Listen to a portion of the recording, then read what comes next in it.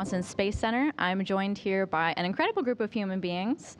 To my left, we have Konstantin Borisov, Jasmin Moghbeli, Andreas Mogensen, Satoshi Furukawa, and Loral O'Hara. So we've got an exciting press conference coming up. We'll be taking questions here in the room, on social media using hashtag AskNASA. And if you're joining us on our phone line, go ahead and press *1 to answer our question queue, or *2 to kind of lower your virtual hand if your question's already been asked. I've got my social media questions here, so keep your Ask NASA questions coming at any time. So we're here to talk about this awesome crew, Crew-7, and of course Loral O'Hara joining us today as well. Crew-7 is launching August 17th at 5:56 a.m. Central Time, 6:56 a.m. Eastern, 3 minutes after sunrise. And they'll arrive at the space station on August 18th, about 20 hours after their launch. And Loral's launch will be September 15th at 10:44 a.m. Central Time. We're here to talk about their mission before they go up to space. We have a lot of exciting things happening, including Andreas becoming a station commander in late September, taking over from Sergei Prokopyev. I'm actually going to toss over to Andy for some opening remarks. Thank you, and welcome to everyone to this Expedition 70, Crew-7 and Soyuz press conference. We've got 5 out of 7 Expedition 70 crew members. We are incredibly excited to be in the final stages, very, very final stages for Crew-7. We have a couple days to go before we enter crew rest and then quarantine prior to our launch on August 17th. And then, of course, about a month after we launch, we look forward to the arrival of Loral and her 2 crewmates to the International Space Station and the start of Expedition 70, which will be a very exciting and very busy increment on board the space station. We have a lot of exciting scientific research and technology development projects that we look forward to for the 6 months, close to 6 months that we will be on board the space station. And we look forward to taking your questions today. Thank you, Andreas. Let's get to those questions. So why don't we start here on the phone with Marcia Dunn.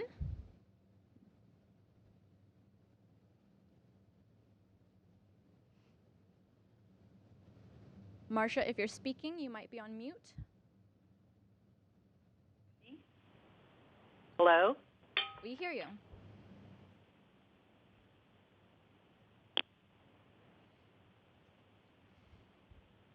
Marcia?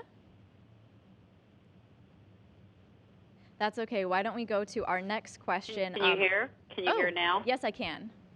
Okay, sorry. Yes, thanks for taking my question. I'd like to just ask the crew members who are going to be making their first flights to space. Tell me about what led to this, how excited you are, and what you're looking forward to about the space flight. Anything that can just give us a look into your mind and your hearts as you're about to go off on this endeavor. Thank you.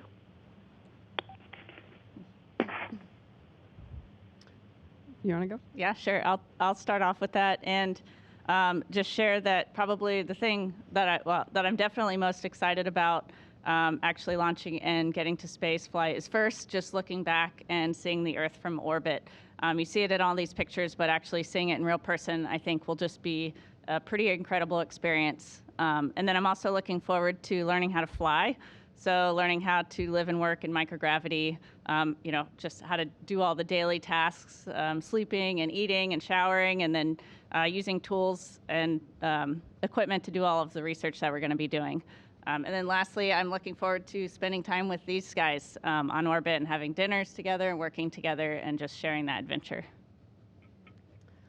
I think for me, this is something I've wanted to do for as long as I can remember. And so I know recently we've been so busy, sometimes I forget we're actually about to launch to space. And just the last couple of days, it's really hit me. Similar to Loral, one of the things I'm most excited about is looking back at our beautiful planet. Everyone I've talked to who has flown already has said that was, kind of a life-changing perspective to see our Earth in that way. And also to floating around in space, it seems really fun. We've done flights where we get to do that for half a minute or so, but to live like that for about half a year, I think will be incredible. Yeah, likewise to that, I can join the same feelings. Like, I want to experience weightlessness, look at the planet Earth from above. It hasn't hit me yet, which I'm a bit surprised. I know with my brain that we are going to space, but the thing is that like the training has been so intense and so hard that like it is not psychologically hitting me yet. I'm waiting for that moment. Maybe it happens when we see the rocket or we walk towards the rocket. I'm really looking forward to that. And also I'm looking forward to coping with all the tasks. This is a very interesting profession. You are preparing for something which you haven't tried yet, and you really want to do it well, but you don't know what it will be. So I'm really looking forward to the adventure, and I'm really excited and honored to do that with these guys. Thank you, Marcia, for your question. Let's now go to Robert Perlman with Collect Space.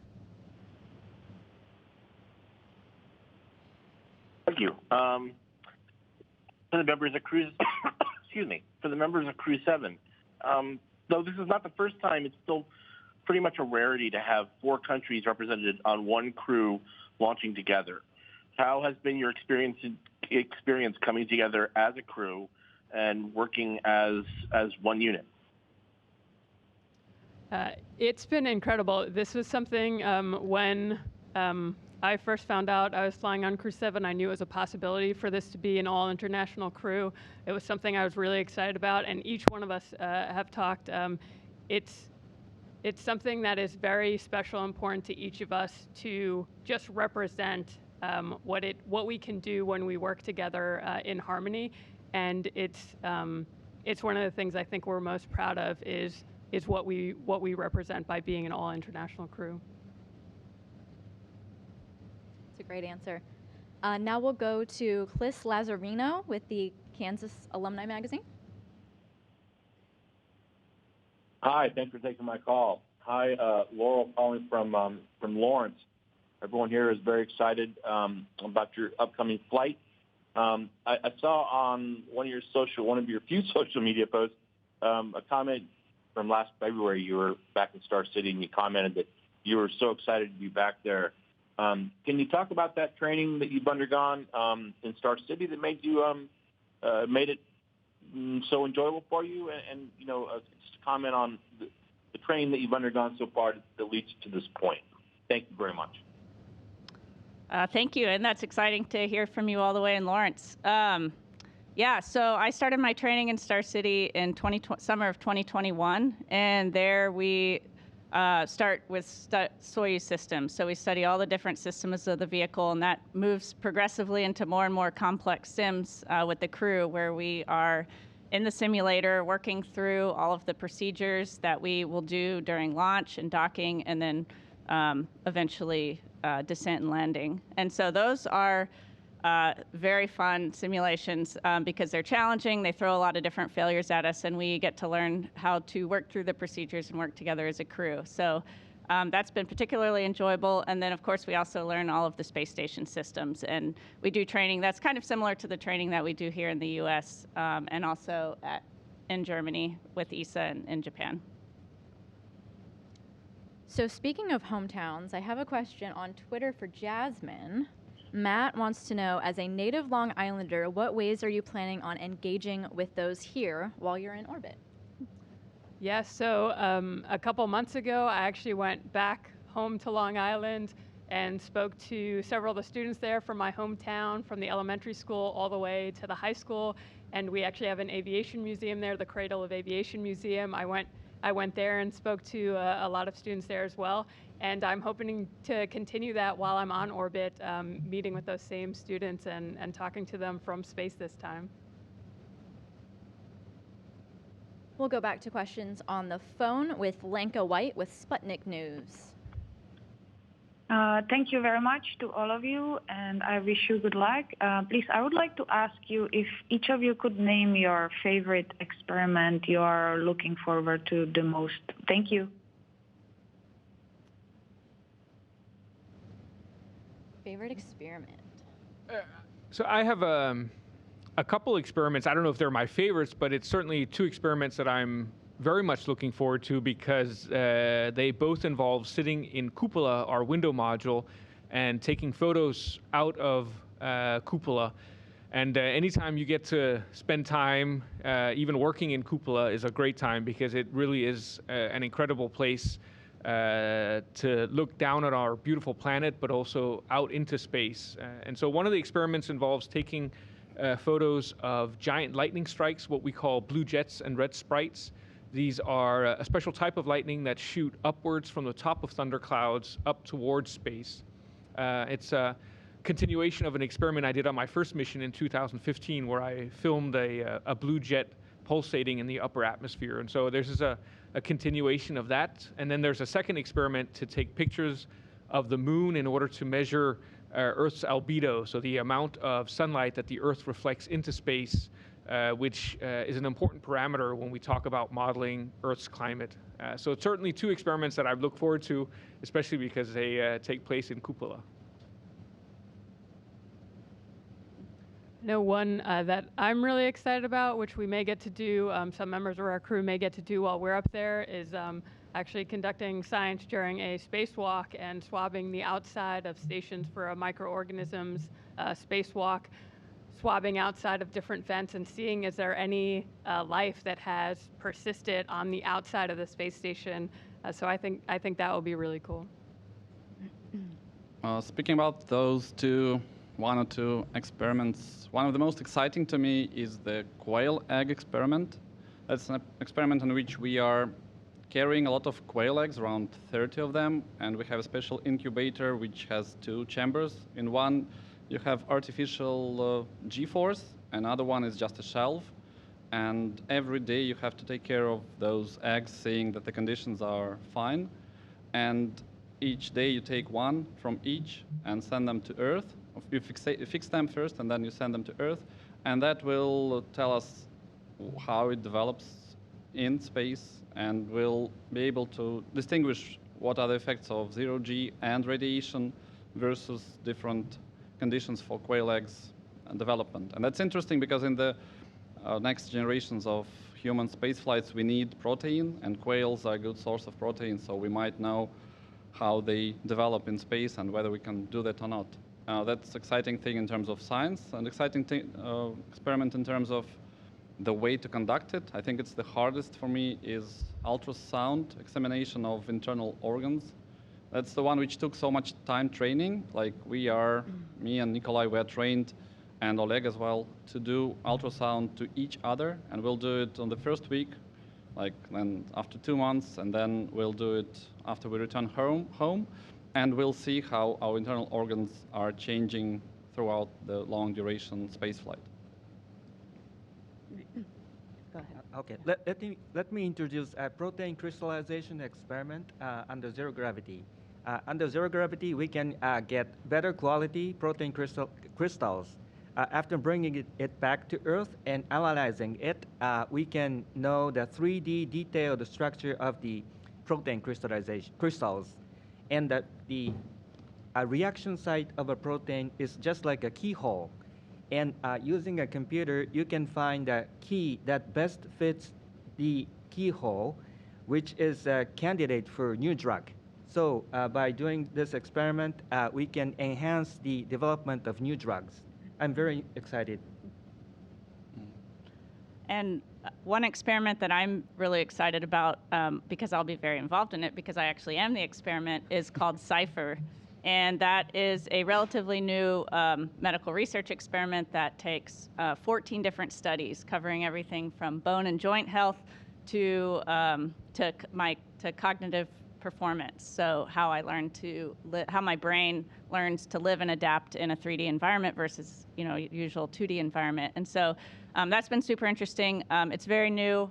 All of the different experiments will share the data, and so hopefully from that kind of experiment, because they're also looking at astronauts throughout different mission durations from 3 or 6 month durations all the way up to 1-year missions, we'll be learning how the human body adapts to the microgravity environment, and that will help inform our future missions to the moon and beyond. We'll take a question on the phone line now from Will Robinson-Smith of Spaceflight Now. Yes, hi. Thank you for taking the time to take our questions today. If we can go back down the line, what's a personal item that you're looking forward to bringing on station with you, and why did you choose that one? Thanks.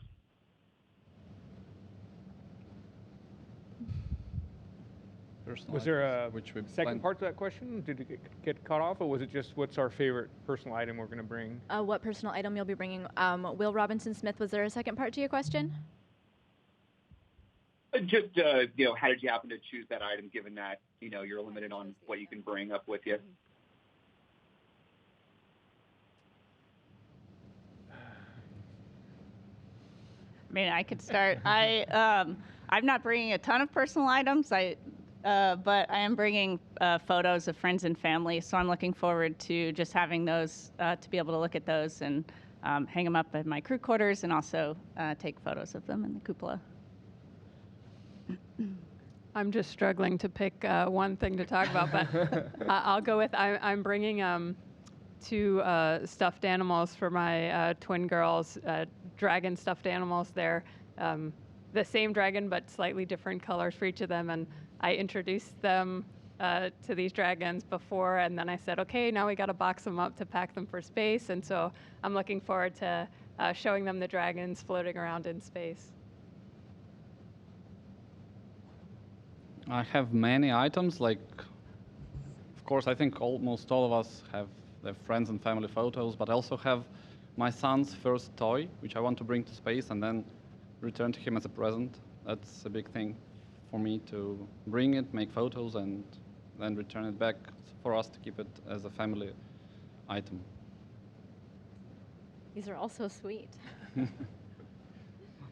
I don't know if it qualifies as a personal item, but my Crew-7 colleagues let me pick our zero-G indicator. So traditionally, we always have some kind of toy or stuffed animal hanging from the hatch in the capsule to indicate the moment that we reach zero-G and it begins to float in weightlessness. And You can't tell them what it is yet, right? Oh, I can't. It's a surprise. It's a surprise. Okay. Well, so that's probably, I'll have to tell you the story and what it is at a later time. But Andreas, did you pick the item? I did. I got to pick the item together with my children. I have 3 children, and so it's related to them. But I'll have to keep it a surprise a little bit longer. Well, in addition to the photos of families and friends, I'm bringing some photos of from the students of the schools that I graduated from, and I'm looking forward to taking photos with them. Oh, wow. Awesome. Now we'll go to Bill Harwood with CBS News. Hey, thanks very much. This is a question for Loral, if I can. Can you talk a little bit about, I guess you're launching with one crew and coming down with another. So Oleg and Nikolai are going to stay up for a full year, I guess. And can you talk about how that might have affected training in any way with you, if it has at all, and just what their attitude is going into a flight like that? Thanks. Yeah, that hasn't impacted our training, and that's still going through the process, the approval process. So that hasn't impacted us at all. Right, not completely confirmed. Mm-hmm. Okay, thanks. I'm going to try on this name. Please excuse me. Yuichiro from Kyoto News. Hi, thank you for taking my question. My question is to Furukawa-san. In coming years, more and more people will go to space, but I think the risk of the space trip on the human health or body is not fully understood. So as a medical doctor, how do you think you can contribute to the enhancement of knowledge through this mission and beyond? Would you please specify 1 or 2 topics you are focusing on? Thank you. Okay, thank you for the question. As Loral discussed, I am also a subject for the Cypher experiment, and it is a big 14 research combination of the 14 research project, and it is for the upcoming long duration human stay in space. And I will be giving kind of data before, during, and post-flight for blood, urine, PC-based test results, something like that, to better know how the space environment affects human body in prep for the upcoming human excursion to the moon, Mars and beyond. And so I'm very excited and looking forward to that. We'll take a question from Elizabeth Howell with space.com. The time, this question is for Andreas. Do you have any tips for other astronauts for taking pictures of the auroras from the space station? And also, what are you most looking forward to in terms of imagery? In terms of advice, practice, practice, practice, because it is tricky to get good photos. But luckily, you know, we have half a year to get good at it. On my first mission, I had 10 days, so it was a little bit tricky to take a lot of good photos. But I'm hoping this time, with 6 months, I'll have more time to spend out in the cupola and to get much better. And I'm looking so much forward to getting back to the space station. It really is an incredible place, and just living and working up there with my colleagues is such a fantastic opportunity. And of course, I'm most looking forward to getting to do a lot of things I didn't get to do on my first trip because it was a shorter trip. I didn't get to see a lot of things on the Earth. I never saw the Himalaya mountains. You know, I never saw what's called the Richat structure in the Saharan desert. I never saw a lot of the other craters that you can see on Earth from space. And so I'm looking forward to seeing that and hopefully taking some good pictures. And then I have a personal project where I'd like to try to recapture some of these blue jets again, and also photograph a few other places, some wild nature areas that are left on Earth. Our next question is from Mikio with NHK. Hi, hello everyone. Thank you for taking my question. So my question is for Furukawa-san. I think this is the first time you are in public with other Crew-7 members in this press conference. So can you please talk about what you are feeling now with these members and what kind of role you'd like to play among these members? Thank you. Okay. Thank you for the question. I'm very happy and proud of being this incredible team. And in a Dragon spacecraft, I'm serving as mission specialist, working with commander and pilot and the other mission specialists to keep the Dragon spacecraft intact. And when it comes to onboard the space station, I'm working as a flight engineer and conducting many scientific experiments and while keeping the space station in good status. We have a question from social media now from Andrew, who this might be for Crew-7, who wants to know, how do you deal with the long travel to the space station? Long travel to space station. My first flight to the space station in 2015 took 53 hours, so I think it's going to be hard to beat that. Anything below that, and I'm going to be happy. We'll switch back to the phone line with Manuel with Exploración Espacial. Thank you. How are you? You just answered my question a few minutes ago regarding the personal items that you're carrying with you. But now I'm curious how the process works. Are you giving an X amount of weight and you can carry whatever you want, not passing that weight, or is it depending on the amount of items? And if the process is the same when you launch from Russia or with a Soyuz or from the US? Thank you. I think it's similar for Russia and for United States commercial vehicles.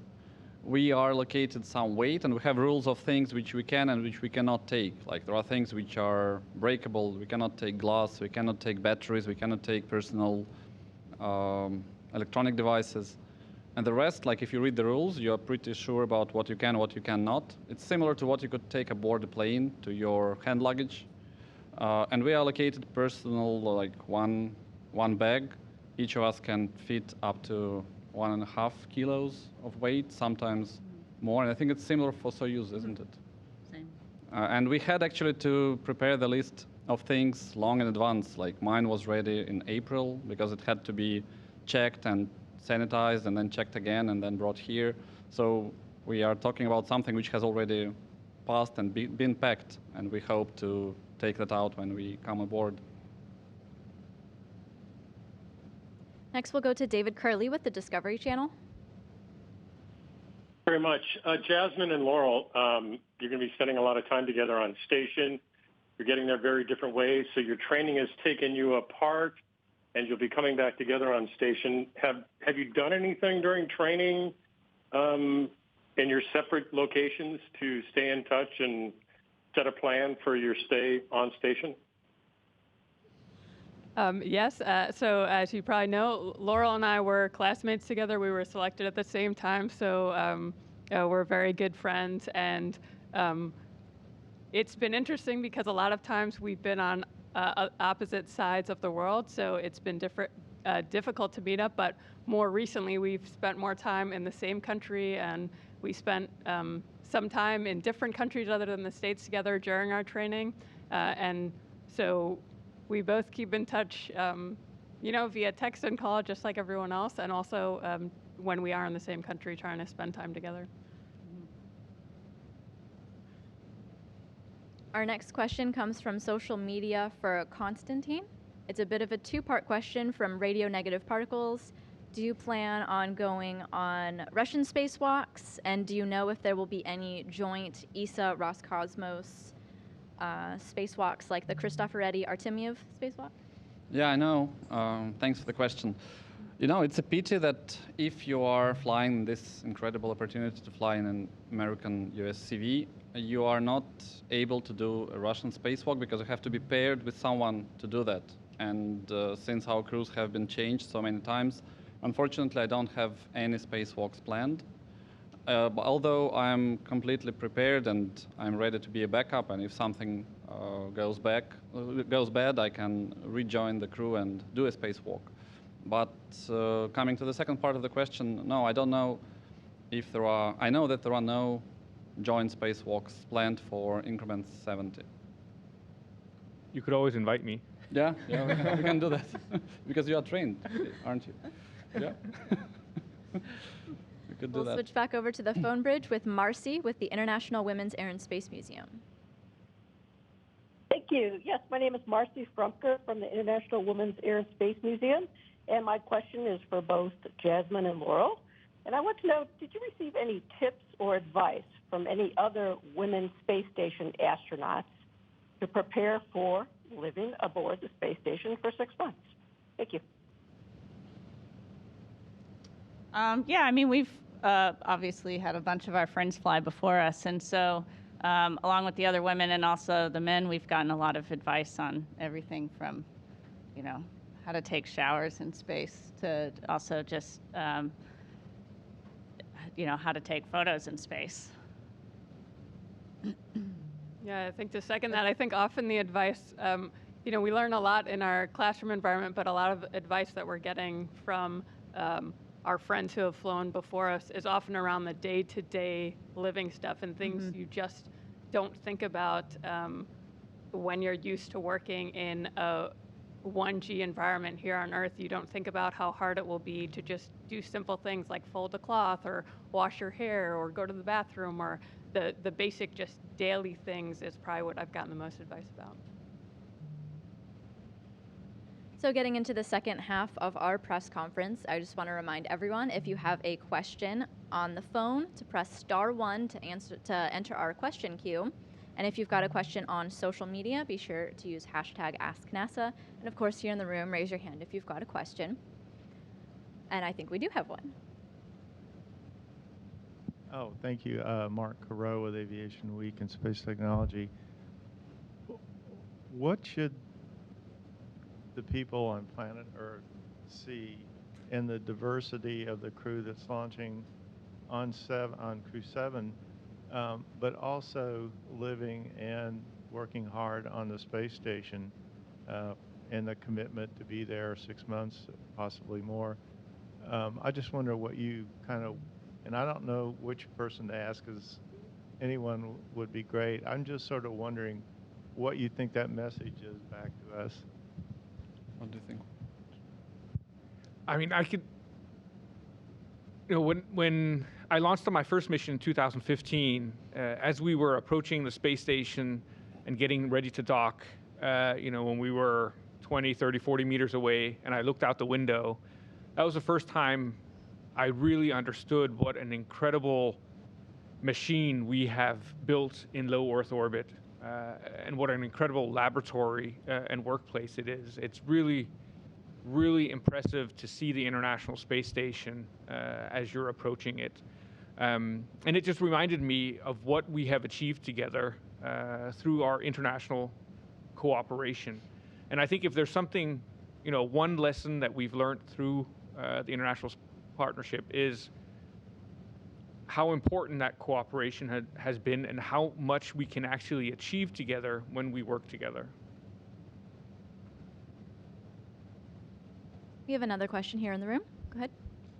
Hi, Behnut Mokram from VOA Persian. Congratulations to all of you guys. My question is for Jasmin. Jasmin, you are a role model for many Iranian women. You are a fighter, someone who follows her dreams. As you know, Iranian women are fighting for freedom, gender discrimination, and justice right now in Iran. I know you follow women life freedom movement closely. What is your message for Iranian women? I appreciate that. Yes, I've been very lucky in my life to have the opportunities I have had, and while it's taken a lot of hard work to get to where I am, I didn't have certain barriers that unfortunately others, whether it be in Iran or other parts of the world, have had. And I've been really inspired by the fact that the women and men in Iran are fighting not just for themselves, but for those who come after them. And I hope to see a day when the same opportunities I've had are open for anyone else who wants to put in the hard work and effort, and that there are no barriers in place preventing them from doing so. Our next question comes from social media for Andreas. How did the training for the Soyuz and Dragon differ? Oh, that's a good question. I mean,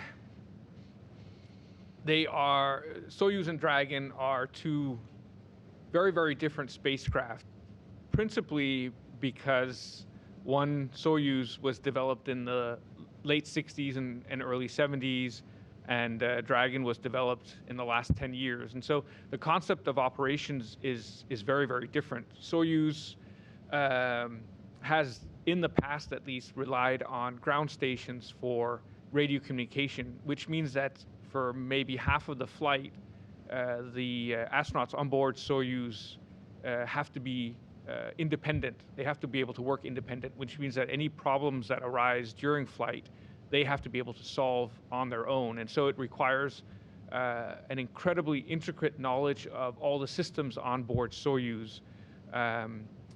With Dragon, thanks to the TDRS and the ground station network that SpaceX utilizes, we have almost 24-hour radio communication with mission control in Hawthorne, which means that SpaceX has a team of engineers and experts sitting at the consoles ready to support us in case anything happens. And so really, if problems arise, then we always have the expertise of SpaceX available to help us troubleshoot. And so it means that we don't have to be quite as independent as astronauts on Soyuz.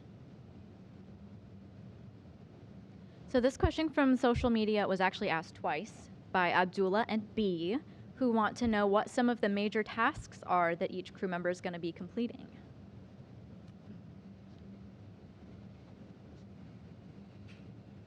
Anyone want to take it?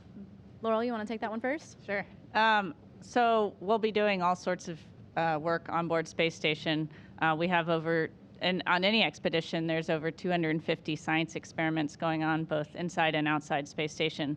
One of the things that I'm most excited about, because it's also a hobby of mine on the ground, is just fixing things that break. So whether it's the toilet or our galley, we're the onboard technicians that get to fix all those things, working with the engineers on the ground. And so that's one aspect of our work that I'm really excited about.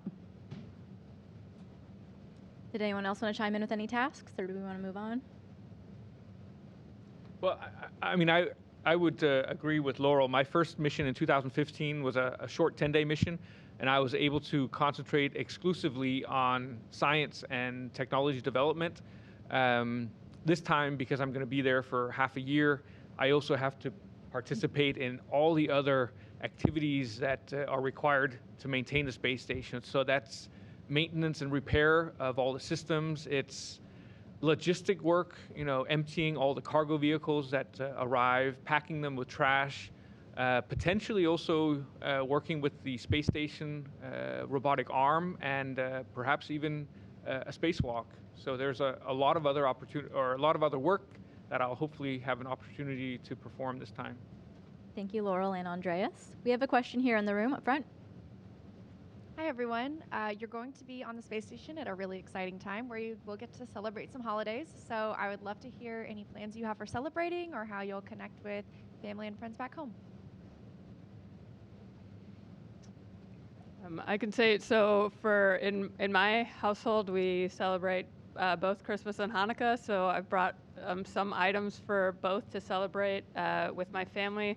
I've got a Christmas ornament with a picture of the four of us together, and also my husband and little girls helped make a felt menorah with lights for each night that I can pin on to celebrate with them. So I'm excited to do that. I think the biggest celebration for us would be around New Year, like Christmas and New Year. I have a few thoughts I don't want to share with the guys because those are surprises, but I think we'll do some crazy stuff around those days, like 25th of December and 31st of December. We cannot wait to see it, especially the first sunrise of the Earth on New Year's. That's always so popular to see. Mm-hmm. Our next question on social media is, what food are you looking forward to eating in Zero-G? And I'll add my own spin for our international partners if you'll be sharing some of your special treats. Well, I'd say one of the bonuses of having such an international crew is the fact that we have a tradition of bringing food from our home countries. Most of the food is either American or Russian, but when a Japanese, a European, or a Canadian astronaut flies, we have a tradition of bringing some food with us from our home countries. And so I think both Satoshi and I will be bringing some food from our home countries to share with the rest of the crew. And I will say, I have also, I won't say what, but I have brought some Persian food to share with you all. So excited to share that. I'm just excited that we have so much food. Like, we have over, we spent, I think, 8 days tasting food altogether, both in Russia and here. Mm-hmm. It's so many dishes. I think there are more than 400 things which you could combine them in any way possible. And that's a unique situation in our crew flights to space, because it hasn't been the case like 50 years ago. And I think that when we go to the moon and beyond and to Mars, we won't have that variety of food. So we are excited that food is what will provide a lot of interesting emotions and feelings. And also, my friends tell me that tastes change in space. So whatever we think we might want now might change a lot during the flight.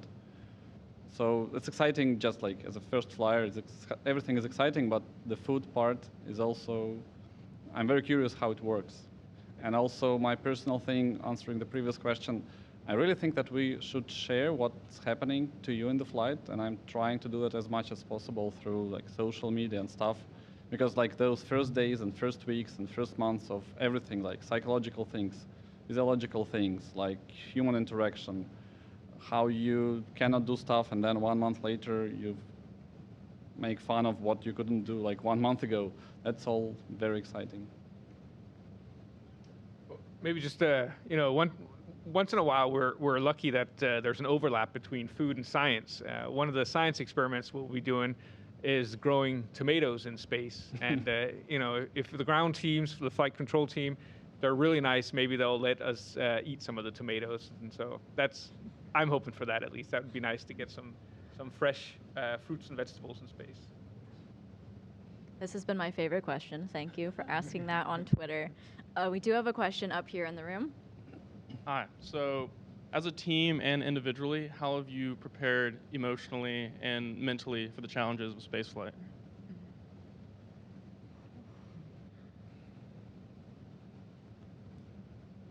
Good one. I can do that. For me, it's sports, meditation, and yoga. That's what I do, but I don't think it's very easy to make yoga in 0G. I'm really curious how it works. But at least the breathing techniques and things which I do as my daily practice, I can continue doing. That's one thing. And sports is always what would take your mind off the problem and stress.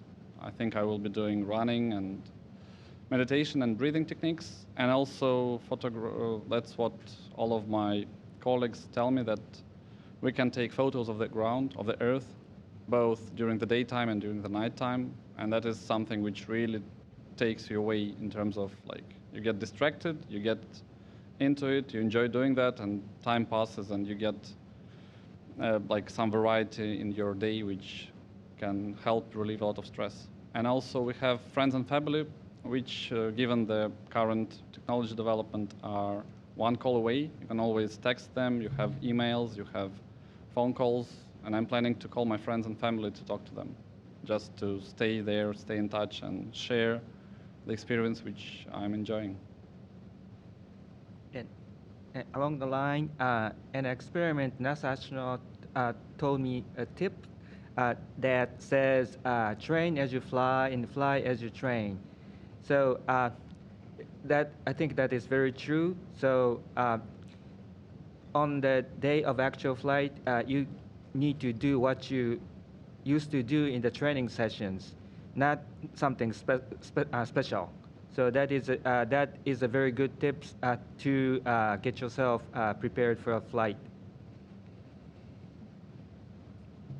We'll go back to the phone bridge with Robert Perlman from Collect Space. Hi, thanks. For all five, you'll be on space station either a month or within a week of OSIRIS-REx coming back to Earth and delivering asteroid samples. Has there been any talk about whether you'll have a view from the space station of that reentry and any particular training for capturing it on film?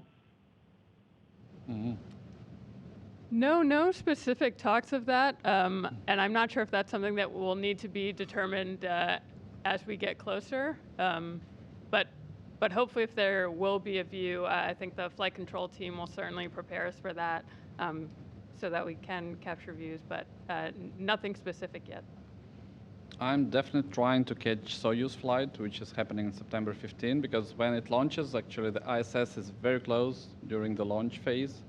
It is a short flight. It's a two orbit flights. That means that it will be so close, and I really want to try that.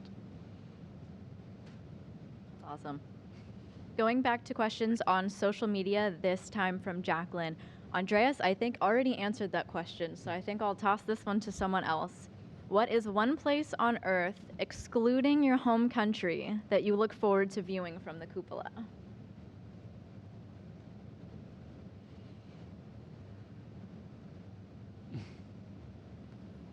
It's okay, you can think about it.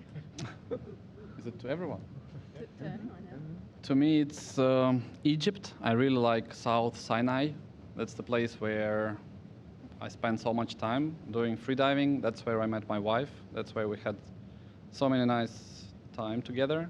And it's always, like, there are 330 Sundays during the year.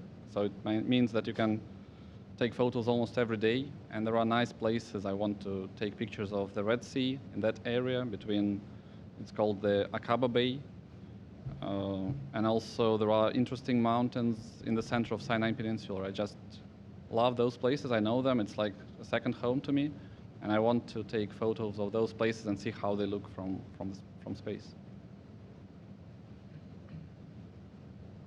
Anyone else want to chime in on that one? What are you looking forward to seeing from the cupola? Well, tropical islands like Ooh, okay. Bahama or Pacific Oceans, really beautiful. We look forward to the photos. I'll do one last call for questions here in the room. All right, hearing none. Well, to conclude today's press conference, thank you to Crew-7 and Loral O'Hara for joining us here today. Crew-7's first on deck, launching August 17th at 5:56 a.m. Central Time, 6:56 a.m. Eastern. You can continue to follow their mission as they get ready to go to space, as well as their time on the International Space Station on their social media accounts, as well as at Space Station, as well as our International Space Station blog. We look forward to continuing to get your great questions as they go throughout their mission. Thank you for joining us.